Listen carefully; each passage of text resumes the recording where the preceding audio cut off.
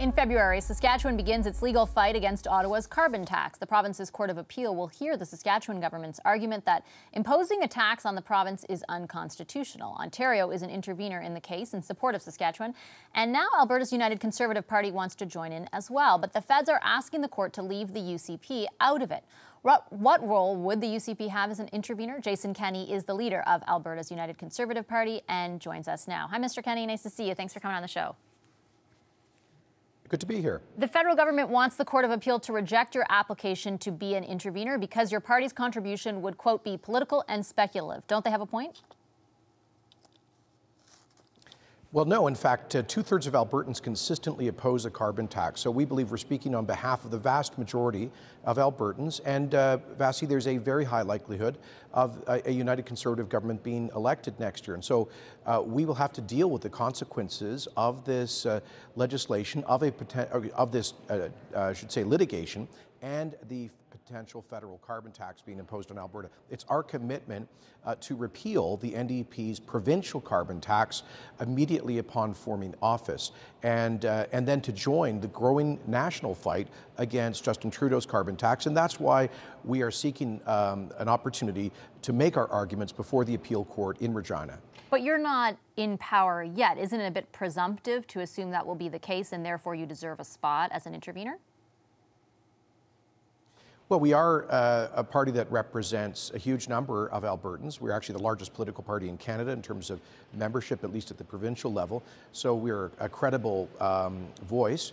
And interveners are not limited to government. I mean, of course, the federal Liberals are supporting applications for intervention in support of their carbon tax from the David Suzuki Foundation and a group called Environmental Defence, both of which receive foreign money in order to lobby against Canada's job-creating energy industry. So if the federal Liberals are willing to give voice share in this dispute to foreign-funded special interests, then why would they be excluding a political party that is the largest provincial party in the country, also speaking on behalf of the majority of Albertans on this issue? I take your point, but the feds have also asked that the AFN's bid to become an intervener be reviewed, and Climate Justice Saskatoon, which is a group in support of their carbon tax. Well, they're supporting, as I say, certain foreign-funded interest groups who are working against Canada's economic interests on the energy industry. Look, but what I'm saying is that the AFN and Climate Justice Saskatoon would be two of those, in some cases, two of the groups that you say that they would just allow in because they're in support of the federal carbon tax. But they've asked that the court review their application as well.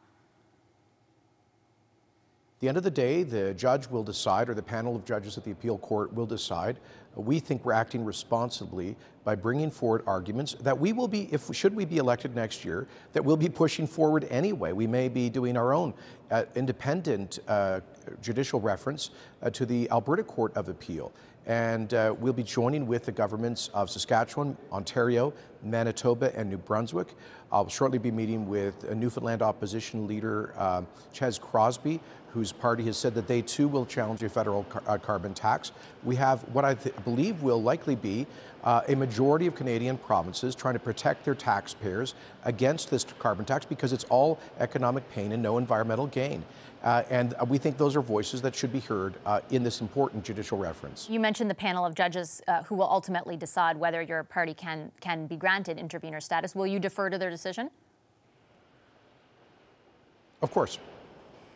You're also blaming the federal government for energy industry woes. We've heard you speak a number of times over the past few weeks. You, in addition, asked Premier Scott Moe of Saskatchewan to cut oil production in that province, and he said no, that the province won't do that. Is he also therefore contributing to the oil price crisis?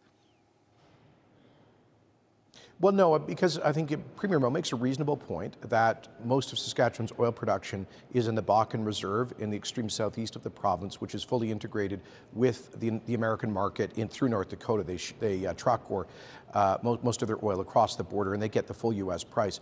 And Premier Moe did say in his statement that he will raise with producers in Saskatchewan outside of the Bakken are legitimate concerns. Basically, he's telegraphing that he hopes that producers will not increase production in Saskatchewan to offset the mandated curtailment here in Alberta.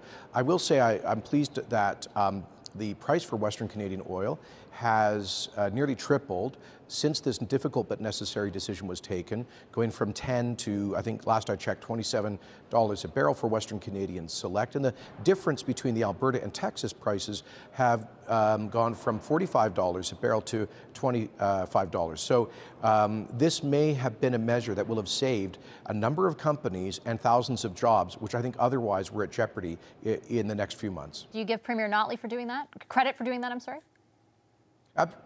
Yes, absolutely. And I think this has been a positive indication of how parties can work together across partisan lines. We suggested this idea 10 days ago, and the Premier announced the government's policy on Sunday, which we endorsed. We have some very minor differences with them on how to apply this, but there is a cross-partisan consensus because this was existential for our economy. We were literally giving our oil away at lower than the cost of production and shipment, and it basically meant that this, the third largest industry in Canada, was going to be doing potentially massive layoffs early next year. There probably still will be layoffs notwithstanding, but much less than there would have been because the companies were in a negative cash flow position, which meant they were eliminating their capital budgets, including for drilling. That would have had a huge devastating impact. So I do believe this is a situation where we've been able to find common ground working across party lines. What about the possibility of investment flight? I remember, I think it's Imperial's CEO after the decision was made saying that they would have to review their investment decisions because not every company was in favor of this. In fact, it won't help a lot of companies who choose to refine more of their product in Alberta. Well, it's mainly three large integrated companies who are opposed to production caps. Production caps, Vasi, have been a normal feature of Alberta's energy sector going back to the discovery at Leduc in 1947. So most of our history, these are certainly unusual times right now.